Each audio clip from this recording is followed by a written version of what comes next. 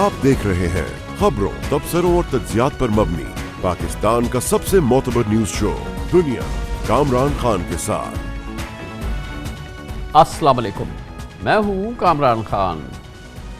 अल्हम्दुलिल्लाह पिछले 2-3 साल से एक रिकॉर्ड तादाद में, जिसकी पाकिस्तान की तारीख़ में कोई मिसाल नहीं मिलती, मुल्की और गैर मुल्की सयाह पाकिस्तान के सयाहती मकामात ख़ास तौर पर शुमाली पाकिस्तान का रुख कर रहे हैं। हर साल हम देख रहे हैं लाखों अफराद इन मकामात पे, इन सयाहती मकामात पे पहुँच रहे हैं और उनमें मुसलसल इजाफ़ा होता रहा है और ये साल इस हवाले से रिकॉर्ड तोड़ रहा है। लाखों की तादाद में, दसियों लाखों लोग इन इलाक़ों में पहुँचते हैं। इन शुमाली इलाक़ों में जहाँ एक जानिब गिलगित बिल्तिस्तान के इलाक़े हैं, दूसरी जानिब KP के इलाक़े हैं, नारान, कागान, उनसे मुंसलिका इलाक़े और फिर ख़ास तौर पे सवात के इलाक़े और सवात का पूरी वैली सयाहों के लिए एक बहुत ही दिलचस्पी का और अट्रैक्शन का मौका फराहम करता है और इस पूरे इलाक़े की मईशत में दिन दूनी रात चौगनी तरक्की का बाइस बना है। लेकिन बहुत ही तशवीशनाक डेवलपमेंट है, ख़ास तौर पर सवात के हवाले से, जहाँ पर सयाहों के लूट मार के वाक़यात पेश आ रहे हैं। ये इंतहाई तशवीश की बात है और पिछले कई हफ़्तों में सयाहों की बसें लूटने के कई वाक़यात हो चुके हैं। हैरान कुन तौर पे ऐसे 3 वाक़यात तो सिर्फ पिछले एक हफ़्ते में मालाकंड डिवीज़न में पेश आए हैं। कल लाहौर से आए हुए सयाहों की एक कोस्टर को कलाम जाते हुए बहरीन के इलाके में मुलज़मान ने गन पॉइंट पर रोका और बस में घुसे और 20 टूरिस्ट से मोबाइल फ़ोन्स, कैश और ख़वातीन से ज्वेलरी वगैरह लूट ली और फ़रार हो गए। मुकामी पुलिस का दावा है कि इस वारदात में मुलव्विस गिरोह के कई अफराद को पकड़ा गया है। मालम जब्बा जा रहे थे, मालम जब्बा से हमने वापसी फिर लाहौर जाना था, लेकिन पीछे हमारे कोई जो भी बाइक लगी है हमें नहीं पता चला। लेकिन आगे जाके वो गाड़ी के आगे जिस वक्त आए हैं तो उस वक्त देखा कि हम लोग तो ये समझें कि शायद ये लोग जो है कोई चेकिंग के लिए आए, क्योंकि उनके पास वायरलेस भी थी। एक ने जो है वो आर्मी कैप भी पहनी हुई थी एक ने, तो हमें यही फील हुआ कि चेकिंग के लिए। लेकिन जिस वक्त वो अंदर आए हैं दरवाज़ा खुलवा कर, उन्होंने कहा कि जी आके बाद मोबाइल और पर्स फ़ौरन निकाल देंगे। जिसने भी वो मदामत की तो हम लोग जो है ना फायर करना छोड़ना दरेग नहीं करेंगे। हम लोग लाहौर से आए थे कलाम, 2 दिन वहाँ पे हमने स्टे किया था। अभी हम वापस लाहौर जा रहे थे, जब हमारी वहाँ से एक कोस्टर निकली है, मोटरसाइकिल पे 3 लोग थे। आके उन्होंने हमें गन पॉइंट पे जो है रोका है, तो सारी चीज़ें वगैरह ली हैं, कैश लिया है, मोबाइल वगैरह लिए हैं, गोल्ड वगैरह था, ये काफ़ी सारी चीज़ें उन्होंने हमसे ली हैं और काफ़ी जो है वो धमकियाँ वगैरह लगा रहे थे कि अगर कोई मुज़ाहमत वगैरह की तो ये कि गोली वगैरह भी मार देंगे। पुलिस ने फौरी जो है वो कार्रवाई की है और बड़ा अच्छा कोऑपरेट करके हमें रिपोर्ट मिली है कि अभी वो फ़िलहाल पकड़े गए हैं। इससे कबल 6 अगस्त को लोअर दीर और थाना बाईपास रोड पर 2 मुख्तलिफ वाक़यात में 40 सयाहों से भरी 2 बसों को लूटा गया था। इसी तरह जून में सवात डिस्ट्रिक्ट में एक ही दिन 2 वाक़यात पेश आए थे। कराची से गए 5 सयाह मालम जब्बा लौट रहे थे, उन्हें मोटरसाइकिल सवार मुलज़मान ने असलाह के ज़ोर पर लूटा था। उसी रोज़ एक और फैमिली को भी लूट लिया गया था जो कलाम जा रही थी। तवातुर से होने वाले इन वाक़यात ने तशवीश की एक लहर दौड़ा दी है।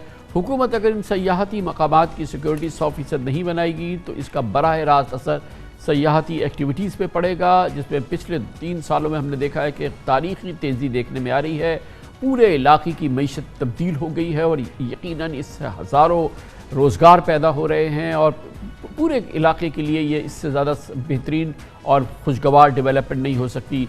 KP के महकमा सयाहत के मुताबिक सिर्फ ईद के रोज़ 4 रोज़ में मुल्क भर से 7 लाख से ज़ायद अफराद ने गलियात, कमराट, चित्राल, कागाल और सवात का रुख किया था और वहाँ 133 अरब रुपए खर्च किए थे। इससे आप अंदाज़ा लगा सकते हैं कि कितनी इम्पॉर्टेंट और कितनी ज़बरदस्त सयाहती एक्टिविटी है जो कि इस वक्त जारी है और इसमें कई गुना इजाफा हो सकता है आने वाले सालों में।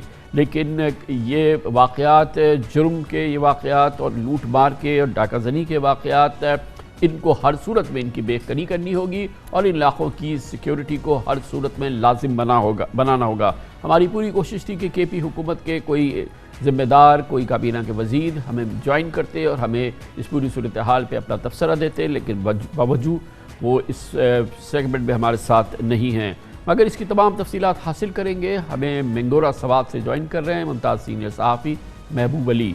बहुत बहुत शुक्रिया महबूब अली। ये बताइएगा कि ये बहुत ही सीरियस वाक़यात हैं जो मुसलसल हो रहे हैं उस वक्त जबकि बहुत बड़ी तादाद में, लाखों की तादाद में सयाह सवात का रुख कर रहे हैं। जो वहाँ का पुलिस नेटवर्क है, जो हुकूमती नेटवर्क है, वो इस तशवीश को और इस पूरे मामले को कैसे देख रहा है?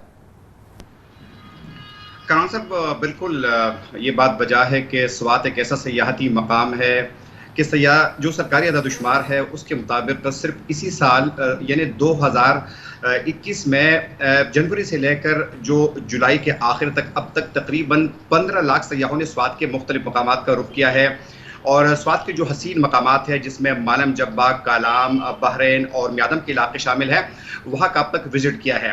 تب بدقسمتی سے گزشتہ 2 ماہ کے دوران ایسے واقعات ہوئے ہیں جو کہ خود یہاں پر صحافت کرتے ہوئے زندگی میں ان کا کبھی نہ ہم نے سنا ہے نہ ان کو ہم نے رپورٹ کیا ہے۔ سب سے پہلے جس طرح آپ نے خود کہا کہ 2 ماہ قبل کراچی سے آئے ہوئے سیاحوں کو جون کے مہینے میں جب وہ مانم جبہ جا رہے تھے تو ان کو راستے میں موٹر سائیکل سواروں نے روک کر ان کو لوٹ لیا تھا، اور اسی دن کالام میں بھی ایک ایسا واقعہ جو ہے وہ رونما ہوا تھا۔ اس طریقے سے جو گزشتہ روز کا واقعہ ہے جو کہ مدین میں پیش آیا ہے، تو ایک سیاحوں کا کوسٹر جو کہ کالام کی طرف رواں دوا تھا کہ مدین کا علاقہ قندیل جو ہے وہاں پہ نامعلوم موٹر سائیکل سواروں نے اسلحے کی نوک پر گاڑی کو روکا۔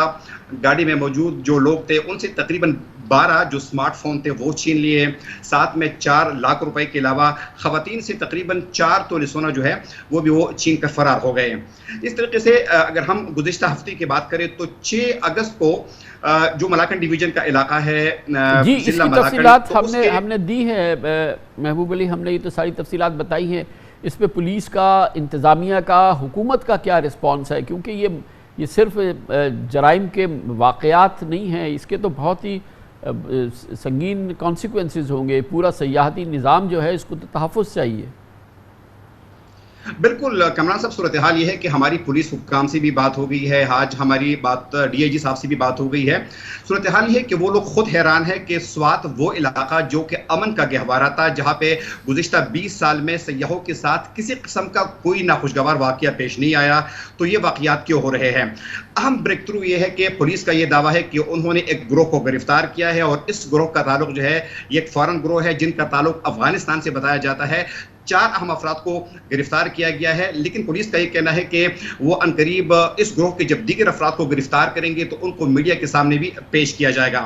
اس وقت صورتحال یہ ہے کہ جو پے در پہ یہ واقعات ہو رہے ہیں، تو اس سے نہ صرف مقامی لوگوں میں ایک تشویش پائی جاتی ہے، ایک خوف پایا جاتا ہے، بلکہ ساتھ میں جو آنے والے سیاح ہیں جو کہ سوات کے مضافاتی مقامات کالام، مانم جبہ اور میادم کا رخ کر رہے ہیں، تو یقیناً ان میں بھی ایک خوف پایا جا رہا ہے۔ بہت شکریہ محبوب علی، ہمیں جوائن کر رہے تھے بنگورہ سوات سے، اور پولیس نے اس سلسلے میں انیشیل بریک تھرو کیا ہے، اور یہ بہت امپورٹنٹ ہے، اور یہ بہت ہی دلچسپ بات ہے، انٹریگنگ بات ہے کہ سوات میں اس قسم کی کرائمز کی اور اس قسم کے جرائم کی کوئی ہسٹری نہیں ہے، نہ وہاں پہ اس قسم کے کوئی گروہ کام کرتے ہیں، لیکن اچانک ان کا سامنے آنا اور پھر اس قسم کے واقعات ہونا، اور پھر یہ پتہ چلنا کہ جو گروہ کے لوگ انیشیلی پکڑے گئے ہیں پولیس میں وہ پاکستانی نہیں ہیں بلکہ وہ افغان شہری ہیں، اور نہ جانے یہ کہ اس پورے پاکستان کے سیاحتی ماحول کو برباد کرنے کی کوئی یہ بین الاقوامی کوشش ہے یا واٹ ایور۔ دیکھتے ہیں پولیس اس سلسلے میں کیا کرتی ہے۔ کمرشل بریک، اس کے بعد ذکر کریں گے پاکستان کی عدلیہ کی تاریخ کسی صورت میں بھی مثالی تاریخ نہیں ہے، اس غیر مثالی تاریخ میں ایک نیا باب رقم ہو رہا ہے، اور اس کا تعلق ہے سپریم کورٹ آف پاکستان میں ججز کی تعیناتی، اور اب حالیہ دنوں میں یہ تعیناتی ہو رہی ہے سندھ ہائی کورٹ سے، جس میں بہت بڑے تنازع نے جنم لیا ہے اور کیفیت ناخوشگوار ہے، بلکہ کافی ناخوشگوار ہے۔ اس کی بات کرتے ہیں چھوٹے سے وقفے کے بعد۔ Welcome back. افسوس کی بات ہے کہ پاکستان کی عدلیہ کی تاریخ متنازعہ فیصلے اور متنازعہ اقدامات اور متنازعہ واقعات کی بنا پر ایک غیر مثالی تاریخ رقم کر چکی ہے، اور اسی غیر مثالی تاریخ میں ایک اور نیا متنازعہ باب رقم ہو رہا ہے۔ اس کا تعلق ہے سپریم کورٹ آف پاکستان میں ججز کی ویکنسیز خالی ہونے، اور کیونکہ جج فیصل عرب صاحب ریٹائر ہوئے تھے، ان کا تعلق سندھ ہائی کورٹ سے تھا، اس لیے تعیناتی بھی سندھ ہائی کورٹ سے ہونی تھی۔ اس حوالے سے جوڈیشل کمیشن نے فیصلہ کیا کہ سندھ ہائی کورٹ کے جج جناب جسٹس محمد علی مظہر کو اس ویکنسی پہ نامزد کر دیا گیا، لیکن کیونکہ وہ سینیورٹی میں 5ویں لسٹ پر تھے، اس نے ایک تنازع کو جنم لیا۔ یہ تنازع آج بھی جاری ہے، اور یہ تنازع مسلسل جاری ہے، اور اس نے ایک بار پھر بار اور بینچ کے درمیان ایک ٹینشن کی فضا قائم کر دی ہے۔ اسی سلسلے میں آج ایک ڈیولپمنٹ ہوئی ہے۔ جوڈیشل کمیشن آف پاکستان نے سندھ ہائی کورٹ کے چیف جسٹس جناب احمد علی شیخ کو سپریم کورٹ میں ایڈ ہاک جج کے طور پہ نامزد کر دیا، مگر یہ نامزدگی ان کی رضامندی سے مشروط ہے۔ 9 ارکان پہ مشتمل آج جوڈیشل کمیشن آف پاکستان کے اجلاس میں 4 ممبران نے جسٹس احمد علی شیخ کی بطور ایڈ ہاک جج سپریم کورٹ میں نامزدگی کی مخالفت کی، جبکہ 5 اراکین نے حمایت کی۔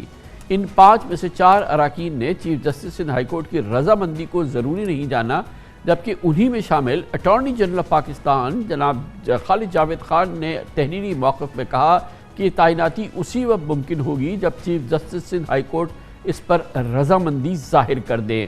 گویا کہ 4 اراکین ان کی نامزدگی کی حمایت میں تھے، 4 اراکین اس نامزدگی کے حوالے سے مخالف تھے، لیکن اٹارنی جنرل آف پاکستان نے اس پہ یہ موقف اختیار کیا کہ یہ اسی وقت نامزدگی ہو سکتی ہے کہ جب چیف جسٹس صاحب جو کہ اس معاملے میں ان کی نامزدگی ہے وہ اس پہ اپنی رضامندی ظاہر کریں۔ دوسری جانب بتایا جا رہا ہے کہ جناب جسٹس احمد علی شیخ کمیشن کو باقاعدہ خط لکھ کر سپریم کورٹ کا ایڈ ہاک جج بننے سے انکار کر چکے ہیں۔ اس کے باوجود آج کا اجلاس اور ان کی نامزدگی ایک دلچسپ واقعہ ہے۔ اس سارے معاملے میں بار اور بینچ کو ایک مرتبہ پھر آمنے سامنے لا کے کھڑا کر دیا ہے۔ آج Sindh bar council, Sindh high court bar اور کراچی بار نے ہڑتال بھی کی۔ ان کا موقف ہے کہ سپریم کورٹ میں ایڈ ہاک جج کے طور پر صرف ریٹائرڈ جج ہی تعینات ہو سکتا ہے۔ آپ کو یاد ہوگا کہ پچھلے مہینے جوڈیشل کمیشن آف پاکستان نے سندھ ہائی کورٹ کے جسٹس جناب محمد علی مظہر کو سپریم کورٹ کے جج کے طور پر نامزد کیا تھا۔ اس وقت بھی کمیشن کے 5 اراکین ان کی نامزدگی کے حق میں اور 4 خلاف تھے۔ سوالات اٹھائے جا رہے تھے کہ سندھ ہائی کورٹ کے چیف جسٹس کو ایلیویٹ کیوں نہیں کیا گیا اور 5ویں نمبر کے جج کو کیوں نامزد کیا گیا۔ لوگوں کے ذہن میں یہ سوال بھی ہے کہ آخر سپریم کورٹ میں تعیناتی کے لیے پیمانہ ہے کیا؟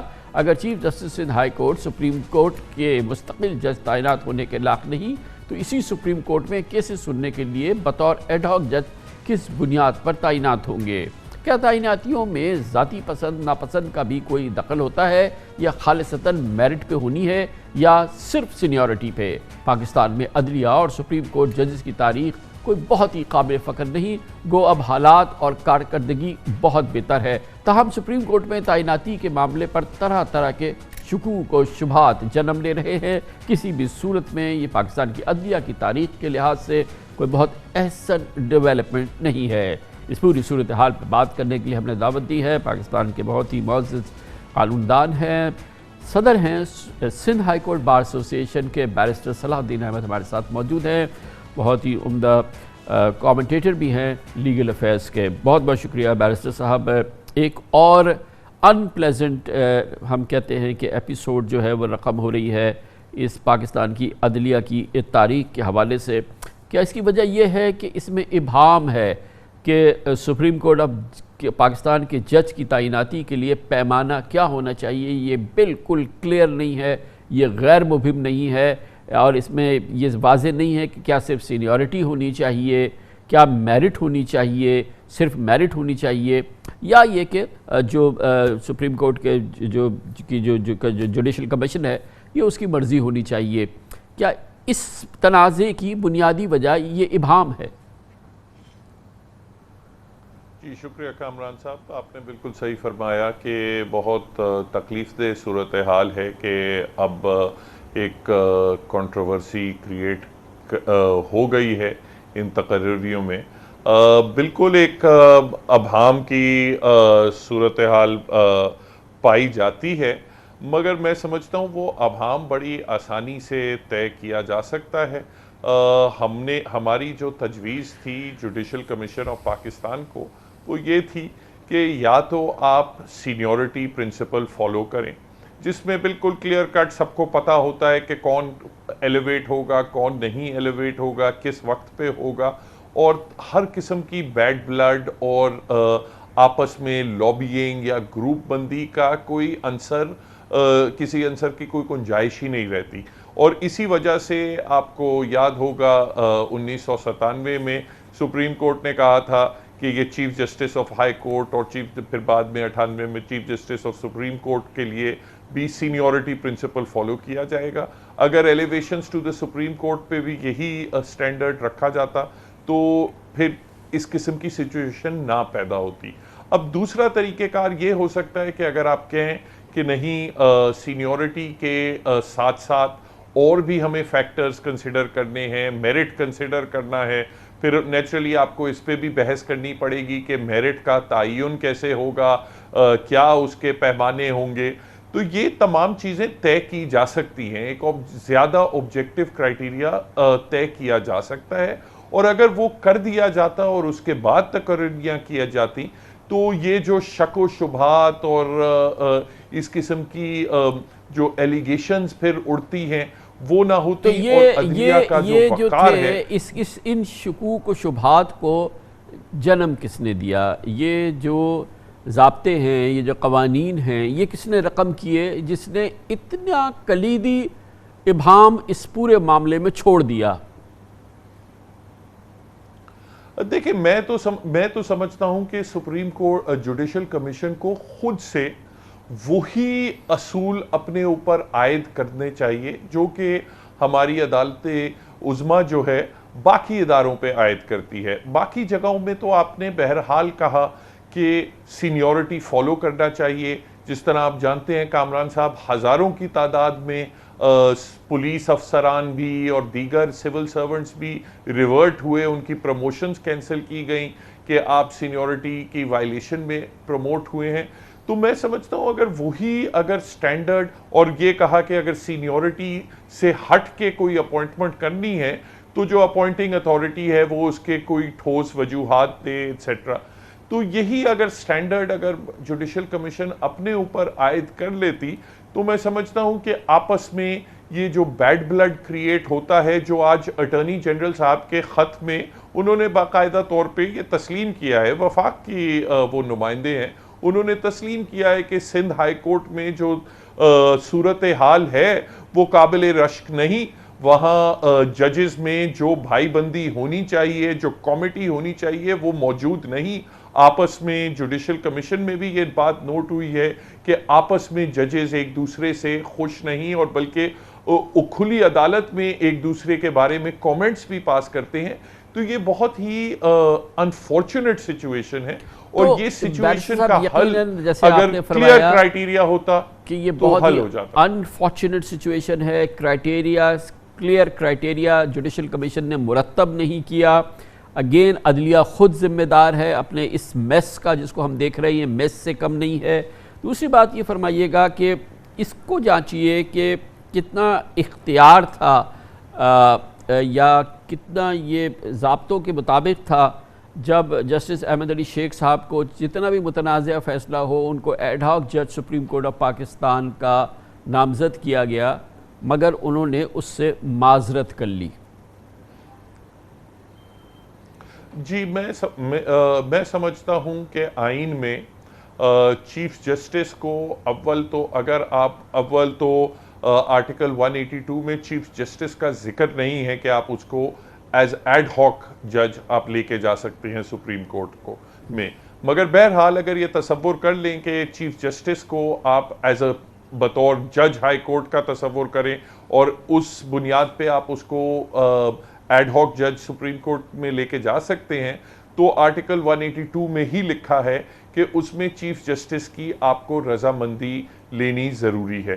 ابھی جو موجودہ فیصلہ آیا ہے اس میں تو میں سمجھتا ہوں کہ چار جس طرح آپ نے بھی ایکسپلین کیا, 4 ججز نے 4 جوڈیشل کمیشن کے ممبران نے کہا کہ ہم chief justice of Sindh high court کو ان کی رضامندی کے بغیر بھی ہم ان کو ایز ایڈ ہاک جج اپوائنٹ کر سکتے ہیں. 4 نے کہا کہ نہیں, آپ نہیں ان کو اپوائنٹ کر سکتے.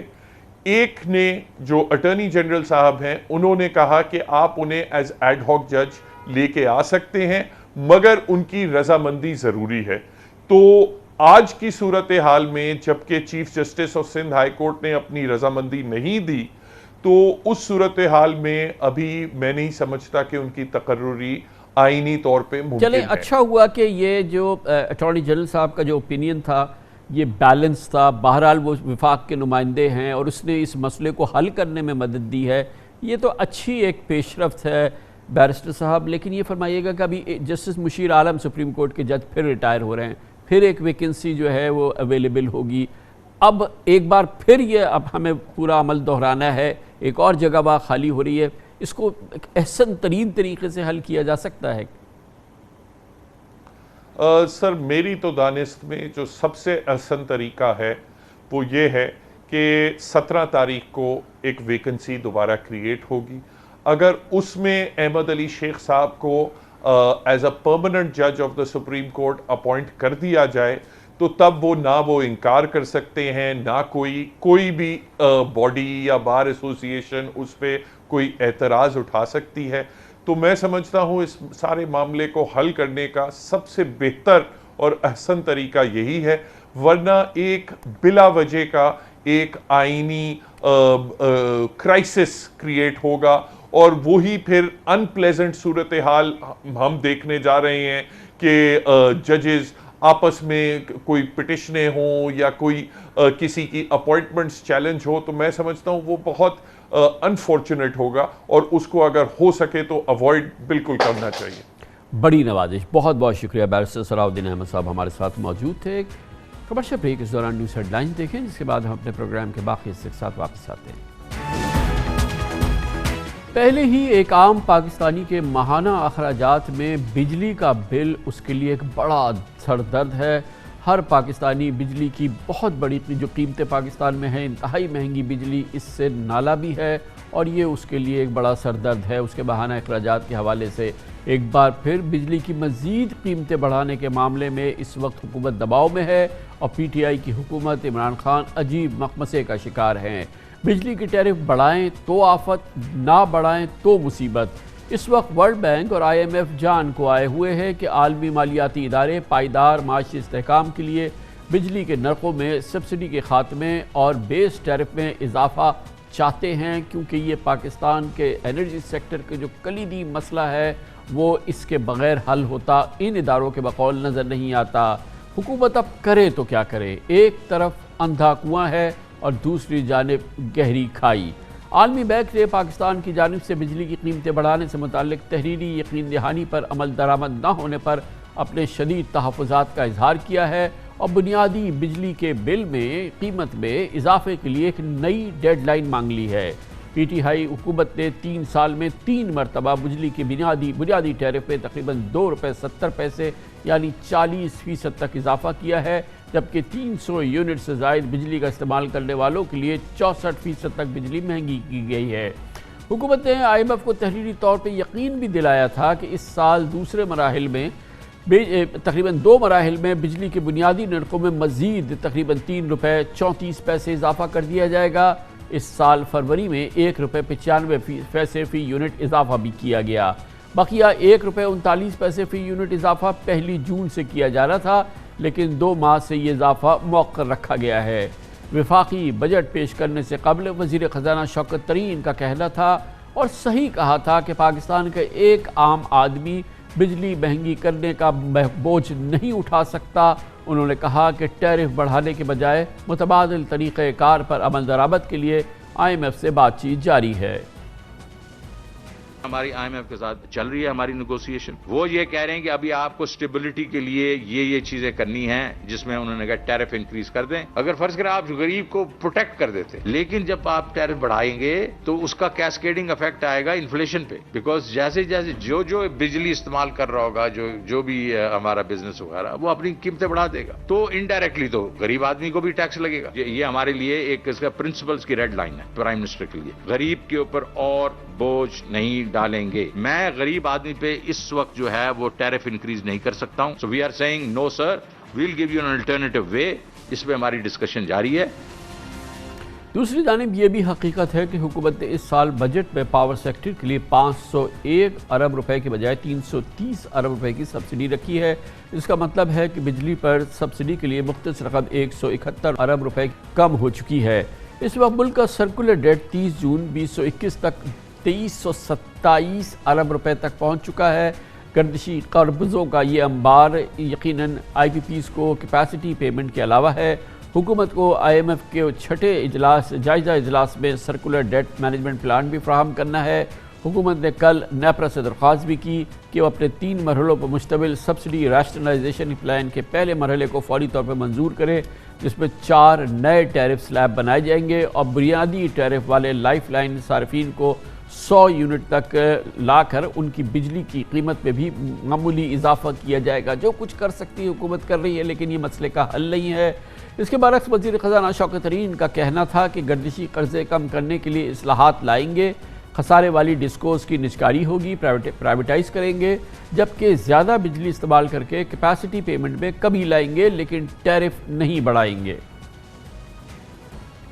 ये हम चाह रहे हैं कि इसको इनोवेशन बीच में लाएं, जिसकी वजह से टैरिफ भी ना बढ़े, जो हमारा सर्कुलर डेट बढ़ रहा है वो खत्म हो जाए। इस दफ़ा आपको खुशी होगी कि इस साल के बीच में 450 अरब रुपए का हमारा जो है फ्लोज आनी थी सर्कुलर डेट में, वो अब कोई 200-250 के दरमियान है, आधी हो गई। सो इसको हम कह चाहते हैं कि सिफर हो जाए। इन डिस्कोस को हमने एफिशिएंट करके बेच देना है, प्राइवेट सेक्टर इसको लेके वो एफिशिएंटली चलाएगा। पब्लिक सेक्टर में ये आपको हर साल ये 200-300 बिलियन का टीका लगाते रहेंगे। Add to that you have the capacity payment. So capacity payments over a period of time में ये खत्म होंगी, क्योंकि जैसे जैसे आपकी ग्रोथ बढ़ेगी 6-7% पे जाएगी, तो ये खुद बखुद कैपेसिटी यूज होना शुरू हो जाएगी। इसको तरीके से रादर देन हम टैरिफ पे टैरिफ बढ़ाते जाएं, तो टैरिफ बढ़ाते जाएंगे तो उससे क्या होगा? उससे ये होगा हमारी इंडस्ट्री जो है अनकम्पिटिटिव हो जाएगी, गरीब आदमी पे कुछ ना कुछ तो बोझ जाएगा ना यार। सो यही हमारा एक किस्म से पोजीशन है कि हम इसको इनोवेशन से हम इसको ठीक करेंगे।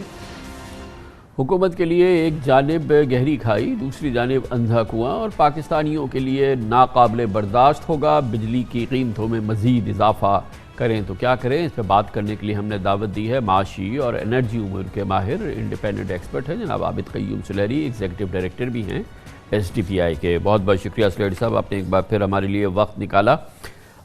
इसमें कोई शक नहीं है कि अब पाकिस्तानी मज़ीद एक आम पाकिस्तानी मुतहम्मिल नहीं हो सकता कि बिजली के नर्ख बढ़ें। क्या हुकूमत पाकिस्तान मुतहम्मिल हो सकती है, अफोर्ड कर सकती है कि वो बिजली के नर्ख ना बढ़ाए? बहुत शुक्रिया। मेरा ख्याल है कि इस वक्त जिस तरह की इक़्तिसादी सरगर्मियाँ हमने पिछले साल में देखी, और अगर हम उसको सस्टेन करना चाहते हैं तो एक कॉकटेल बनाना पड़ेगा। 3 कड़वी गोलियों में से कोई ना कोई उसका कॉम्बिनेशन होना होगा। उस पर मैं थोड़ी देर बाद में आता हूँ। सिर्फ इस वक्त मैं आपको बता दूँ कि अभी जो आप क्लिप सुनवा रहे थे वज़ीर ख़ज़ाना का, तो हमारे पास अल्टरनेटिव सलूशन हुकूमत के पास क्या है कि बिजली का बिल जो है वो ना बढ़ाया जाए और जो एनर्जी सर्कुलर डेट है उसको कंटेन किया जाए। तो जो पहला सलूशन है हुकूमत के पास वो है कि जो इस वक्त गवर्नमेंट लैंडिंग करती है, गवर्नमेंट की जो मुख्तलिफ जैनकोस को लैंडिंग है, उनके दौरानिए में इजाफा कर दिया जाए। और अगर उनके दौरानिए में इजाफा करते हैं तो हमें याद रखना है कि जो कैपेसिटी पेमेंट है उनका तकरीबन 60% पहले 10 सालों में पे होना होता है। तो अगर आप वो 10 साल कर्ज़े की मुद्दत बढ़ा देते हैं, उसका शरह सूद कम कर देते हैं, तो वहाँ से बड़े आराम से हुकूमत जो है वो कोई 150 से 200 अरब रुपया जो है वो कैपेसिटी पेमेंट चार्जेस में बचा सकती है। और ये एक तजवीज़ है जो कि काबिल अमल तजवीज़ है, और हुकूमत उस पर अमल करना चाह रही है कि जो गवर्नमेंट के अपने दिए गए लोन है, EAD जो होता है इकनॉमिक अफेयर डिवीजन, वो सस्ता लोन लेता है 1.5% पे, 2% पे, उसको 8-10% इंटरेस्ट पे दिया जाता है। तो वो अगर उस मार्कअप को कम कर दिया जाए, उसका दौरानिया बढ़ा दिया जाए, तो वहाँ पे एक अच्छी खासी सेविंग हो सकती है। इसी तरह से जो बिजली के बिलों की कलेक्शन है, अगर वो सिर्फ 2.5% बढ़ा दी जाए तो आपको 50 अरब रुपए वहाँ से इजाफी इकट्ठे हो सकते हैं। तो यानी कि इस वक्त अगर हम अपने अदारों की एफिशिएंसीज जो है उसको बढ़ाएं तो वहाँ से भी आप साल का 50 अरब रुपया जो है वो इकट्ठा कर सकते हैं। तीसरी और अहम तजवीज़ जो है वो ये है कि जो GST जो लिया जाता है बिलों पे, उस पर जो इंडस्ट्रियल सारिफ होता है वो तो उसको वापस ले लेता है, एडजस्ट कर लेता है, लेकिन जो कमर्शियल सारिफ, एग्रीकल्चर सारिफ, जो आपका डोमेस्टिक कंज्यूमर है वो इसको वापस नहीं ले पाता है। तो वो जो GST लगाया जाता है बिजली के बिल पे, अगर उस GST को वापस ले लिया जाए और उसके बदले में जो बुनियादी टैरिफ में इजाफा जो है वो को 80-85 पैसे कर दिया जाए, तो बिल में इजाफा नहीं होगा, सिर्फ एक इंटरनल बुक कीपिंग होगी, कंज्यूमर को उसका कोई नुकसान नहीं होगा, लेकिन एनर्जी सर्कुलर डेट जो है ये मज़ीद नीचे आ सकता है। तो और इसी तरह साहब ये फरमाइएगा कि आपने जो तीन नुकाती जो फार्मूला दिया है, इसकी एक्सिक्यूशन में क्या कबाहत है, और फिर ये फार्मूला हुकूमत मल्टीलेटरल एजेंसीज़ को, वर्ल्ड बैंक को, IMF को क्यों नहीं देता कि आपका इसरार अपनी जगह और जिस वजह से आप इसरार कर रहे हैं उसको हम इस फार्मूले के ज़रिए हल कर रहे हैं और हमने हल करना शुरू कर दिया है। تو وہ دونوں طرفوں سے یعنی کہ کیونکہ ہم اس وقت ڈیپینڈنٹ ہیں ملٹی لیٹرل ایجنسیز کی اور ہم پابند ہیں اپنے عوام کے لیے کہ اس پہ قرضہ نہ بڑھائے اور اپنی معیشت کو رکھنے کے لیے، تو قباحت کیا ہے، فاصلہ کدھر ہے؟ اس میں قباحت صرف یہی ہے کہ جو ہی یہ نیکسٹ ریویو آئے گا تو اس وقت بلکہ ملٹی لیٹرل یہی پوچھ رہے ہیں کہ آپ کا ریوائزڈ جو energy circular debt management plan ہے وہ کیا ہے، اور یہ میں نے آپ کو اس پلان کے کچھ خط و خال بتائے ہیں جو کہ آلریڈی ان پہ بڑی سنجیدگی کے ساتھ عمل کیا جا رہا ہے۔ اب یہاں پہ تعطل آیا بات چیت میں وہ یہ تھا کہ ہر سال جو ایک ڈالر انڈیکسنگ جو انرجی کی ٹوٹل پرائس ہوتی ہے، جو فیول کی پرائس ہوتی ہے، اس کی بیس پہ نیپرا جو ہے وہ ایک بیس ٹیرف ڈٹرمن کرتا ہے جو کہ سال 2021 کے لیے جیسا کہ آپ نے اپنے انٹرو میں فرمایا 3 روپے 34 پیسے تھا، اس کا 1 روپے 39 پیسے ابھی بھی باقی بچ رہا ہے۔ ہم یہ ایکسپیکٹ کر رہے ہیں کہ نومبر دسمبر میں اس سال کی ری بیسنگ بھی ہوگی اور تقریباً 65 پیسے اس میں مزید اضافہ ہو جائے گا، تو تقریباً 2 روپے آپ کا بنیادی ٹیرف جو ہے وہ بڑھتا ہوا نظر آ رہا ہے۔ اب اس 2 روپے بنیادی ٹیرف کو کچھ تو جو میں نے آپ کو 3 سلوشن بتائے جن پہ آلریڈی کافی ایڈوانس سٹیج پہ سوچ و بچار جاری ہے، اس کے ذریعے ایڈجسٹ کرنے کی کوشش کی جا رہی ہے۔ کچھ تھوڑا سا ٹیرف جو ہے وہ پاس آن کرنا پڑے گا، اور جو کل کا اجلاس ہوا تھا نیپرا کا جس میں کہ سبسڈی ریشنلائزیشن پہ بات ہوئی تھی، اس میں آپ کو بتاتا چلوں کہ پہلے جو ہمارا پروٹیکٹڈ کسٹمر تھے وہ 300 یونٹس تک تھے۔ جو ہائیس کا سروے ہے، باقی سارے جو سروے ہیں وہ بتاتے ہیں کہ جو آپ کی باٹم کوانٹائل کے 40% کنزیومر ہیں جو اس میں رہنے والے، ان کا میکسیمم جو کنزمپشن ہے وہ 200 یونٹ تک ہے، تو اب وہ 200 یونٹ پہ آ جائیں گے۔ پہلے ایک بہت بڑا سلیب ہوتا تھا 300 سے لے کے 700 تک کا، تو آپ اس سلیب کو کوئی پروگریسو نہ فائدہ دے سکتے تھے۔ ریڈی صاحب، آپ نے جو یہ تمام جو اس کے اصلاح کے معاملات بتائے اور جس پہ کام ہو رہا ہے، یہ ٹیکنیکل نوعیت کے ہیں، انتظامی نوعیت کے ہیں اس میں، لیکن جو ہمارا کلیدی مسئلہ ہے کہ ہماری ریکوریز نہیں ہیں، ہماری بجلی کی لیکیجز ہیں، چوریاں ہیں اور انیفیشنسیز ہیں، ہمارا مکس کے مسائل ہیں اور جو ہماری انکمپیٹنس کے مسائل ہیں، یہ وہ جو ایک پوٹ پوری ہے، جو ایک دوسرا کاکٹیل ہے، اس کو حل کرنے کے لیے حکومت کیا کر رہی ہے، جو کہ حکومت کی بنیادی ذمہ داری ہونی چاہیے اور اس پر ہمیں کوئی بہتری نظر نہیں آ رہی۔ دیکھیے اس پہ تو گورننس کو بہتر بنانا جو ہے وہ اس وقت حماد اظہر صاحب کی پہلی ترجیح ہے، اور اگر یہ نہیں ہوتا تو ظاہر ہے کہ وہ ایک بہت بڑا ڈینٹ ہوگا۔ لیکن میں تھوڑا سا اس بات کو ٹچ کرنا چاہ رہا تھا کہ اس وقت IMF اور ورلڈ بینک پریشرائز کیوں کر رہے ہیں حکومت کو کہ یہ اصلاح جلدی کی جائے، اور اس کی وجہ یہ ہے کہ اس وقت جیسا آپ نے فرمایا کہ ہمارا جو سرکولر وہ ہے آپ کا کرنٹ اکاؤنٹ ڈیفیسٹ وہ بہت بڑھتا چلا جا رہا ہے، تو آپ کی اکانومی جب بھی 5% گروتھ کی طرف سفر کرتی جاتی نظر آتی ہے تو ہم دیکھتے ہیں کہ current account deficit balance of payment وہ قابو سے باہر ہوتا ہوا نظر آ رہا ہوتا ہے، اور اس وقت بھی وہ ہو رہا ہے۔ ایک طرف ہم یہ ایکسپیکٹ کر رہے ہیں کہ اس سال جو اکانومی ہے 5% پہ گرو کرے گی، دوسری طرف جو امپورٹس ہیں وہ بڑی تیزی سے آؤٹ آف کنٹرول ہو رہی ہیں۔ اب وہ جو امپورٹس ہیں اس میں ایک میجر شیئر جو ہے وہ آپ کا انرجی کا ہے، کیونکہ اس وقت گلوبل مارکیٹ میں فیول پرائسز جو ہیں گیس کی قیمت کو دیکھیں تو وہ کوئی 150% سے زیادہ، لیکن سراج صاحب پچھلے 3-4 دن تو اس کنسرن کے حوالے سے بہتر رہے ہیں۔ انٹرنیشنل مارکیٹس میں کافی پلنج کی ہیں آئل پرائسز، اور اس کے ساتھ انرجی دوسری پرائسز بھی جو ہیں وہ کم ہوں گی۔ اگر یہ سسٹین کر جائے تو ہمارے لیے ایک اچھا سہارا ہے۔ اگر سسٹین کر جائے تو وہ بزنس ایز یوزول بنے گا، اور اس بزنس ایز یوزول میں بھی ہمارا جو کرنٹ اکاؤنٹ ڈیفیسٹ ہے وہ تقریباً 1 ارب روپے ماہانہ کو ٹچ کر رہا ہے۔ تو اب آپ کے پاس 3 طریقے ہوتے ہیں اس کرنٹ اکاؤنٹ ڈیفیسٹ کو روکنے کے۔ ایک تو یہ ہوتا ہے کہ امپورٹس کو تھوڑا سا کرٹیل کرنے کے لیے جو اس وقت ہمارا فارن ایکسچینج کرنسی ہے اس کو تھوڑا مارکیٹ پہ ڈیپینڈ رہنے دیا جائے، اسٹیٹ بینک اس پہ انٹروین نہ کرے، اور آپ نے دیکھا کہ روپیہ جو ہے گریجولی وہ سلپ کر رہا ہے ڈالر کے مقابلے میں۔ تو یہ ایک کڑوی گولی ہے جس کی طرف میں اشارہ کر رہا تھا۔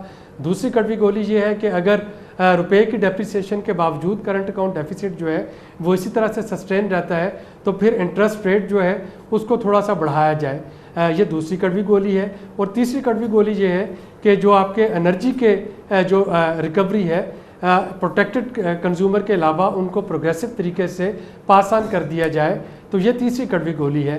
اب اگر میں انڈیویجول اپنی ذاتی رائے دیتا ہوں ایک انڈیپینڈنٹ ریسرچر کے طور پہ، ایک معیشت کا طالب علم ہونے کی ناطے، تو میرا خیال ہے کہ کرنسی ڈیپریسیشن یا انٹرسٹ ریٹ بڑھانے سے بہتر ہے کہ اس وقت آپ کے جو پروٹیکٹڈ کسٹمر ہیں 200 یونٹ کے اوپر، ان کے پروگریسولی ان کو یہ ریکوری جو ہے وہ گریجولی پاس آن کی جائے۔ جو 3 میئر میں نے شروع میں کہے تھے ان کو امپلیمنٹ کر دیا جائے، تو اس کے بعد شاید کوئی 1.25 روپے کا جو ہے وہ پاس آن کرنا ہوگا per unit. Thank you so much, بہت بہت شکریہ جناب عابد قیوم سولری، ماہرانہ آزاد ایک بہت ہی ایجوکیٹڈ تبصرہ کر رہے تھے بہت مشکل صورتحال پاکستان کی اکانومی کا۔ کمرشل بریک، اس کے بعد ہم ذکر کرتے ہیں وزیر اعظم عمران خان بالآخر 11 ماہ بعد آج کراچی تشریف لائے۔ چند گھنٹے کا 3 سے 4 گھنٹے کا دورہ رہا، مگر اس میں بھی کراچی ان کی توجہ کا مرکز نہیں تھا۔ وفاقی اداروں کا وہ دورہ کر رہے تھے، وفاقی اداروں کے حوالے سے ان کی ایک سرگرمیاں تھیں۔ تھوڑا سا وقت انہوں نے کراچی کے مسائل کے حوالے سے بھی دیا، کراچی کے منصوبوں کا جائزہ لیا، مگر اس 11 مہینے کے پہلے دورے کے چند گھنٹوں کے چند منٹ اس کی بات کرتے ہیں چھوٹے سے وقفے کے بعد۔ پاکستان کے سب سے بڑے شہر، معاشی ہب اور پاکستان کی معاشی شہرک کراچی کے لیے آج بہت اہم دن ہے۔ آج وزیر اعظم عمران خان کراچی تشریف لائے۔ یہ بڑی خبر نہیں ہے، بلکہ خبر یہ ہے کہ وہ 11 مہینے بعد کراچی پہنچے تھے، اور آج کراچی کا 11 مہینے کا دورہ ان کا 3 گھنٹے 33 منٹ میں ختم بھی ہو گیا۔ وزیر اعظم عمران خان آج 1:12 پر کراچی تشریف لائے اور 4:45 پر کراچی سے واپس اسلام آباد روانہ ہو گئے۔ اس سے قبل وزیر اعظم عمران خان پچھلے سال 5 ستمبر کو کراچی تشریف لائے تھے اور انہوں نے 1100 ارب روپے کے کراچی ٹرانسفارمیشن پلان کا اعلان کیا تھا۔ آج کراچی میں 3 گھنٹے 33 منٹ کے دوران وزیر اعظم عمران خان نے زیادہ وقت وفاقی اداروں سے منسلک مصروفیات میں گزارا۔ وہ شپ یارڈ گئے جہاں انہوں نے ایک افتتاحی تقریب میں شرکت کی، وہ کراچی پورٹ ٹرسٹ گئے، اس کا انہوں نے دورہ کیا، اور اس کے بعد وہ بلوچستان روانہ ہو گئے اور سومیانی میں انہوں نے درخت لگانے کی ایک مہم کا جائزہ لیا۔ اس کے بعد وہ واپس کیپٹل چلے گئے۔ آج کراچی میں مصروفیت کے دوران اس شہر کے حوالے سے معاملات کا ایک اجلاس ہمیں خبروں میں بتایا گیا ہے انہوں نے لیا۔ یہ ایک مختصر سا اجلاس تھا جس میں خبر یہ دی گئی ہے کہ انہوں نے کراچی کے منصوبوں کے حوالے سے خبر گیری کی، مگر یہ بھی بات سامنے آئی ہے کہ اس دوران ان کے سندھ کے وزیر اعلیٰ یا حکومت سندھ کے کسی اہلکار سے کسی قسم کی کوئی ملاقات نہیں ہوئی، اور کراچی ٹرانسفارمیشن پلان کے حوالے سے اگر کوئی اجلاس بھی ہوا تو اس میں چیف منسٹر سندھ یا سندھ حکومت کے نمائندوں کو دعوت نہیں دی گئی تھی۔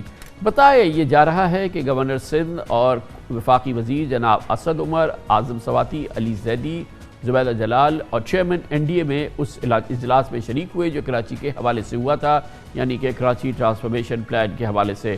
کراچی ٹرانسفارمیشن پلان کے لیے وفاق کے نمائندے اسد عمر نے ٹویٹ کی کہ وزیر اعظم کو green line, Karachi circular railway, KFO project سمیت 5 وفاقی منصوبوں پر پیش رفت پر بریفنگ دی گئی اور ان کو بتا دیا گیا کہ گرین لائن منصوبہ اس سال اکتوبر سے فعال ہوگا۔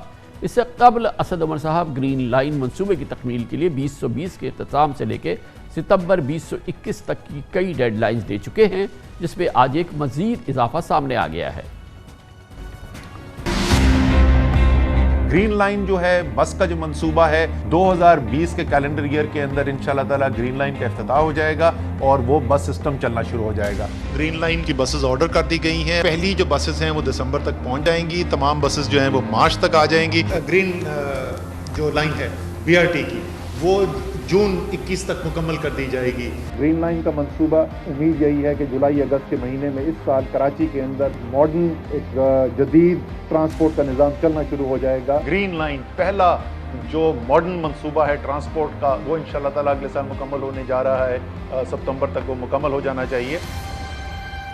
کراچی والوں کو یقین ہے کہ وزیر اعظم عمران خان اور chief of army staff general Qamar Javed Bajwa کی چھتری تلے کراچی سے کیے گئے وعدے جو خاص طور پہ گزشتہ سال ستمبر میں کیے گئے تھے وہ اب کہیں کھو چکے ہیں یا کم از کم ان لمیٹڈ تاخیر کا شکار ہو چکے ہیں۔ یہ اس شہر کے ساتھ ہو رہا ہے جو ملک کی معاشی شہرگ ہے، معاشی دارالحکومت کہلاتا ہے، قومی خزانے میں 65% سے زائد ٹیکسز دیتا ہے اور پاکستان کی معیشت کی ایک بہت امپورٹنٹ ستون ہے۔ سوال یہ پیدا ہوتا ہے کہ اس شہر نے جس نے کہ PTI کو سن 2018 کے الیکشن میں اپنے کو ریپرزنٹ کرنے کے لیے MQM پاکستان MQM الطاف حسین کے اختلاف کے بعد جو خلا پیدا ہوا تھا، ویکیوم پیدا ہوا تھا، اس میں اپنا نامزد کیا تھا اپنا نمائندہ، وہ کس منہ سے اب کراچی سے آئندہ ووٹ مانگے گی؟ اور کراچی کے حوالے سے یقیناً سیاسی خلا ایک بار پھر نمایاں ہو رہا ہے، اور جس طرح کی بے رخی اختیار کی جا رہی ہے کراچی سے، وہ یقیناً PTI سے بے رخی میں تبدیل ہو جائے گی کراچی والوں کی، اور اسی صورتحال کو لگتا ہے کہ پاکستان پیپلز پارٹی نے بھانپ لیا ہے۔ اس نے کراچی میں اس سیاسی خلا کو پر کرنے کے لیے لگتا ہے کہ کوشش شروع کی ہے۔ اس کے لیے ابتدائی طور پہ جناب مرتضیٰ وہاب کو، جو بہت ہی متحرک رکن ہے پیپلز پارٹی کے کراچی میں، سعود کابینہ کے رکن بھی ہیں، گزشتہ ہفتے کراچی کا ایڈمنسٹریٹر اور اس امپورٹنٹ رسپانسبلٹی کو سونپا۔ آج وزیر اعظم عمران خان کی کراچی آمد، کراچی کے حوالے سے ایک مختصر ان کی ایکٹیویٹی کراچی کے حوالے سے بات کرنے کے لیے ہم نے دعوت دی ہے۔ ایک بار پھر ہمیں جوائن کر رہے ہیں ایڈمنسٹریٹر کراچی جناب مرتضیٰ وہاب۔ بہت بہت شکریہ مرتضیٰ وہاب صاحب، آپ نے ہمیں جوائن کیا ہے۔ آپ لوگوں کو نہیں پتہ چلا کہ وزیر اعظم عمران خان، یہ تو پتہ ہوگا آپ کو کہ وہ تشریف لائے، لیکن حکومت سندھ سے کسی قسم کا کوئی تعلق یا کوئی اس سلسلے میں صلاح مشورہ یا بات چیت یا کوئی کمیونیکیشن نہیں ہوا؟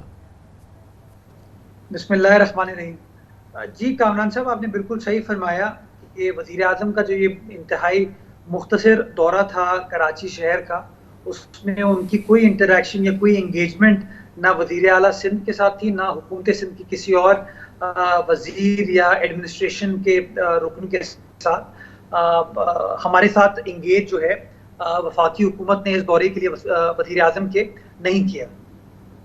یہ فرمائیے گا کہ اب جو صورتحال ہے اس میں تو لگتا ہے کہ پیپلز پارٹی کے لیے، آپ کے لیے گراؤنڈ جو ہے وہ مزید ہموار ہو رہا ہے کہ اگر آپ لوگ کام کرنا چاہیں، PTI تو لگتا ہے کہ وہ قطع تعلق ہو گئی ہے، اور جس طرح سے وزیر اعظم کے پچھلے ایک سال کی کراچی کے حوالے سے مصروفیات ہے، اگر اس کو دیکھیں اور پھر خود PTI کی اپنی کراچی میں ایکٹیویٹی دیکھیں، تو یہ لگتا یہ ہے کہ وہ جو سیاسی قلعہ جو MQ الطاف کی جانب سے ہوا تھا پیدا، وہ تو اب مزید نمایاں ہو گیا ہے۔ آپ اور آپ کی جماعت اس کے لیے کتنی تیاری کر رہے ہیں؟ اب آپ کو ہو گئے کچھ روز، جو انیشل آپ کی ٹیک ہے اور آپ کی جماعت کی کہ کراچی کے جو یہ مسائل ہیں، جو گیپ ہے، جو یقیناً 12-12.5 سال پیپلز پارٹی کی حکومت میں پورا نہیں ہوا ہے، اس کو کتنی بڑی اپرچونٹی آپ لوگ سمجھ رہے ہیں؟ کامران صاحب، میں سمجھتا ہوں کہ اگر فری اینڈ فیئر الیکشنز ہوں گے تو اس کے اندر ایک بڑی مناسب اپرچونٹی ہے پاکستان پیپلز پارٹی کے لیے، بیکاز کراچی والا انتہائی مایوس ہے پاکستان تحریک انصاف سے۔ اس نے دیکھا ہے کہ جو وعدے خان صاحب نے یا ان کے رفقا نے ماضی میں کیے تھے، وہ وعدے نہ پورے ہوئے ہیں اور نہ پورے ہوتے ہوئے نظر آ رہے ہیں۔ مجھے تو حیرت یہ ہوتی ہے کہ جس گرین لائن منصوبے کے بارے میں اگین یہ اپنی ٹائم لائن میٹ نہیں کر پا رہے، اپنا جو ٹارگٹ تھا وہ میٹ نہیں کر پا رہے۔ آپ کو یاد ہوگا یہ ماضی کی حکومت کا حصہ تھا، اور اس حکومت نے بھی جاتے جاتے غالباً مارچ 2018 میں یہ سٹیٹمنٹ دیا تھا کہ بس کراچی والوں کے لیے خوشخبری آنے والی ہے اور اگلے چند ماہ میں ہم گرین لائن کو سٹارٹ کر دیں گے۔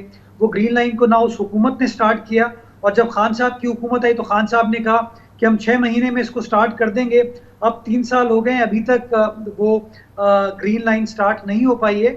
تو یہ شو کرتا ہے کہ نیچرلی پرائیورٹی کا حصہ کراچی شہر وفاقی حکومت کا نظر نہیں آتا، اور یہ اپرچونٹی ہے سندھ حکومت کے لیے بھی، یہ اپرچونٹی ہے پاکستان پیپلز پارٹی کے لیے بھی، اور انشاءاللہ ایک پرو ایکٹیو انداز سے، ایک کمپریہنسو پلان کے ساتھ جہاں جہاں کراچی کے مسائل کو ایڈریس کیا جا سکتا ہے اس کی ٹربل شوٹنگ کی جا سکتی ہے، سسٹینیبل انداز سے ایک وے آؤٹ نکالا جا سکتا ہے، اس کے اوپر کام سندھ گورنمنٹ کر رہی ہے، اور انشاءاللہ کراچی والے دیکھیں گے کہ ایک پازیٹیو کنسٹرکٹیو چینج کی طرف ہم جا رہے ہیں۔ تو اس کی پہلی جھلک کیا ہوگی انشاءاللہ؟ ویسے تو جو بھی ایفرٹ ہو رہا ہے، میں نہیں جانا چاہتا 12-12.5 سال کے دوران کیا ہوا ہے پیپلز پارٹی کی حکومت کے دوران، لیکن یہ فرمائیے گا کہ اب جب یہ آپ کو سونپا گیا ایز ایڈمنسٹریٹر، تو وہ جو تبدیلی کا سفر ہے وہ کیسے نظر آنا شروع ہوگا؟ اس کی پہلی جھلک کہاں نظر آئے گی؟ کامران صاحب، میں اعلانات کرنے پر بلیو نہیں کرتا ہوں، میں کام کرنے پر بلیو کرتا ہوں۔ آج بھی chairman Peoples Party Bilawal Bhutto Zardari صاحب نے کراچی میں ایک ڈیولپمنٹ پروجیکٹ کا افتتاح کیا، YMCA گراؤنڈ کا انہوں نے افتتاح کیا، اور ایک بار پھر کراچی والوں سے اپنی کمٹمنٹ کو شو کیا کہ پیپلز پارٹی کراچی کے مسائل کو حل کرنے میں سنجیدگی رکھتی ہے۔ دوسری چیز جو میں ان قریب کمپلیٹ ہوتے ہوئے آپ دیکھیں گے وہ ہے آپ کی جو موریپور روڈ تھی، سینڈسپٹ کے سائڈ کی روڈ تھی، اس کو سندھ گورنمنٹ نے کمپلیٹ کر لیا ہے.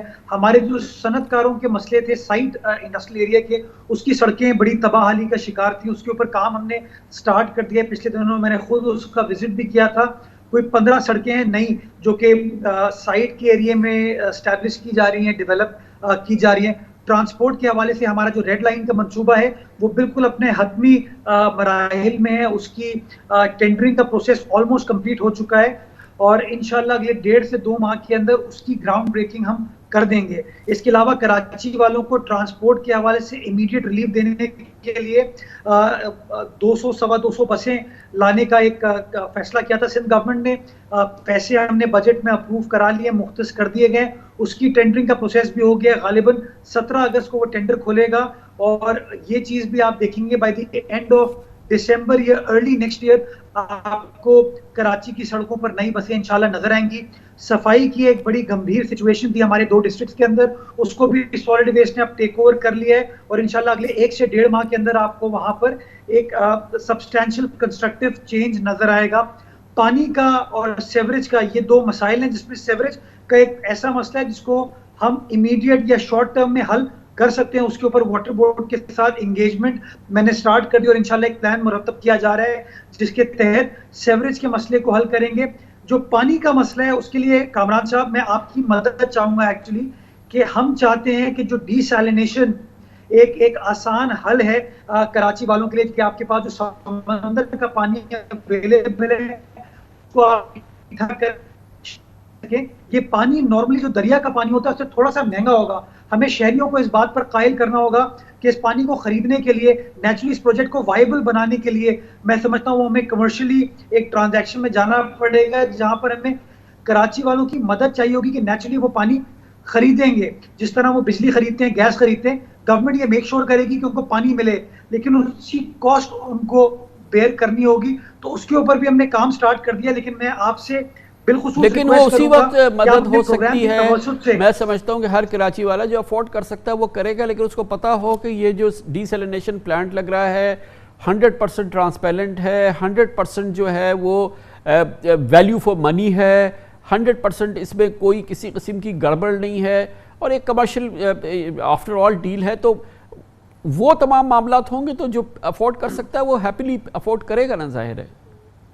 ایبسلیوٹلی کامران صاحب. اور میں سمجھتا ہوں کہ تھوڑا سا صرف لوگوں کو ان کے اندر یہ اویئرنیس اور یہ سوچ ڈیولپ کرنے کی ضرورت ہے. بیکاز رائٹ ناؤ اگر آپ شہر میں جا کے لوگوں سے پوچھیں گے تو لوگ ٹینکر کو تو پیسے دے دیتے ہیں لیکن واٹر بورڈ کو یا کنٹونمنٹ بورڈ کو آپ پانی کا بل پے نہیں کرتے. ہمارے یہاں انفارچونیٹلی ابھی تک اس طرح کا کانسیپٹ نہیں ہے. تو نیچرلی اس کو کرنے کے لیے تھوڑا سا ہم کو دقت آ رہی ہے، وہ ہم چیزوں کو موبلائز کریں.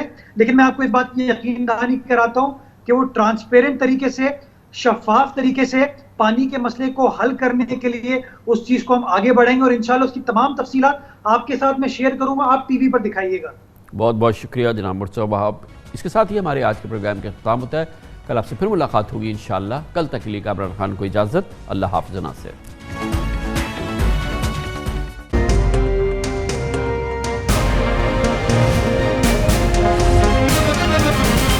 دنیا خبر کی دنیا